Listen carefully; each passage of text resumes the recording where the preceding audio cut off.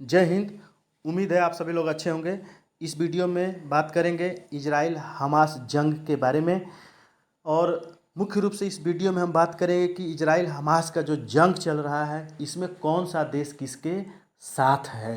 पिछले वीडियो में हमने बात किया था कि किस तरह से हमास एक चरमपंथी संगठन किस तरह से इजराइल पर 20 मिनट में 5000 रैकेट दागता है और इससे आहत होकर इजराइल के प्रधानमंत्री बेंजामिन नेतन्याहू ने खुले जंग की घोषणा करते हैं।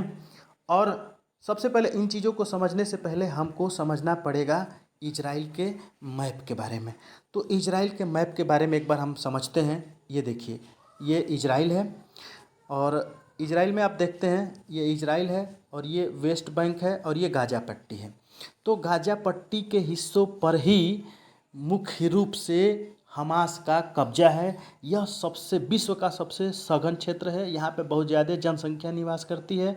लगभग 11 लाख के आसपास इतने छोटे जगह में, इतने छोटे एरिया में जनसंख्या निवास करती है। और ये वेस्ट बैंक है। वेस्ट बैंक इसी में, यहाँ पे देखिए ये यरूशलेम है, ठीक। और यहीं यरूशलेम में ही अल अक्सा मस्जिद है। पिछले वीडियो में हमने विस्तार से बताया था कि अल अक्सा मस्जिद किस तरह से इस विवाद की जड़ में है और अल अक्सा पे ग्रेनेड से इजराइल द्वारा हमला किया गया था। तो कहीं ना कहीं इससे फ़िलिस्तीनी लोग नाराज़ थे, ठीक है। अब इसके पड़ोसी देशों की बात करते हैं तो ये है लेबनान, ये है सीरिया और ये है जॉर्डन। लेबनान भी इस समय चर्चा में है क्योंकि लेबनान में एक संगठन है हिजबुल्ला।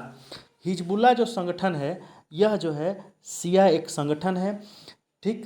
और इस युद्ध में अब वो भी खुल्लम खुल्ला उतर गया है, ठीक। तो एक बार हिजबुल्ला के बारे में जान लेते हैं, फिर आगे हम समझते हैं। जो हिजबुल्ला संगठन है, जैसे गाज़ा पट्टी से यानी हमास ने हमला किया और इजराइल और हमास के बीच में युद्ध शुरू हुआ, तो कल हिजबुल्ला एक जो शिया संगठन है, ठीक, वो भी जंग में उतर गया है। दरअसल क्या है कि हिजबुल्ला की जो स्थापना हुई थी वो 1982 ईस्वी में हुई थी, ठीक है। और यह एक शिया संगठन है और इसका मतलब होता है अल्लाह की पार्टी। 2020 में हिजबुल्ला पर 2020 में जर्मनी ने रोक लगाया है।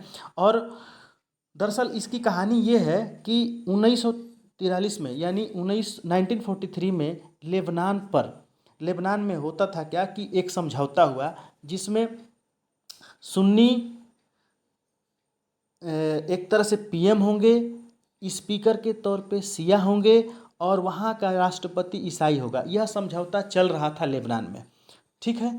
लेकिन जैसे जैसे इजराइल फ़िलिस्तीनी पर हमला करता गया और फ़िलिस्तीन पर कब्जा करने लगा, तो फ़िलिस्तीनी लोग भागते भागते लेबनान की शरण में गए। और ये फ़िलिस्तीनी लोग वे हैं जो सुन्नी मुसलमान थे।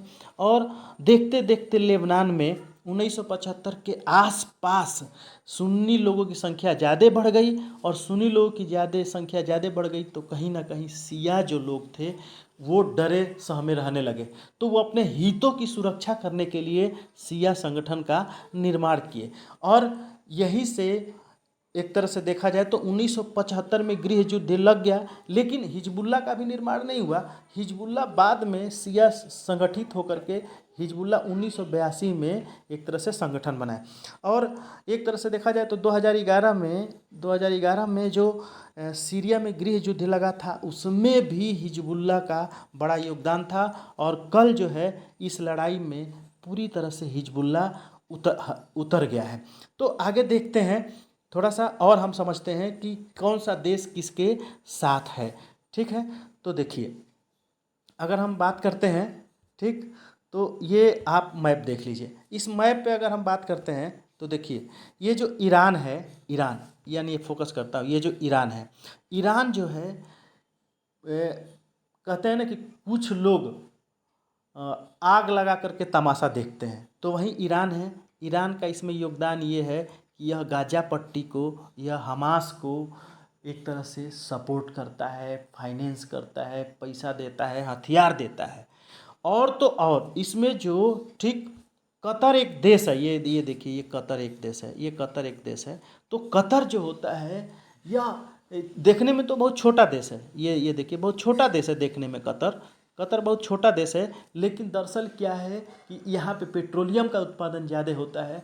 तो यह देश जो है फंडिंग करता है, पैसा देता है हमास को इजराइल से लड़ने के लिए। इसके अतिरिक्त देखिए ये तुर्की भी है, ये जो तुर्की ऊपर ऊपर देख रहे हैं, ये आप तुर्की देख रहे हैं, तो एक तरह से ये तुर्की जो है, तुर्की भी गाजा पट्टी में अपना हथियार भेजता है, फाइनेंस करता है, हमास को सपोर्ट करता है।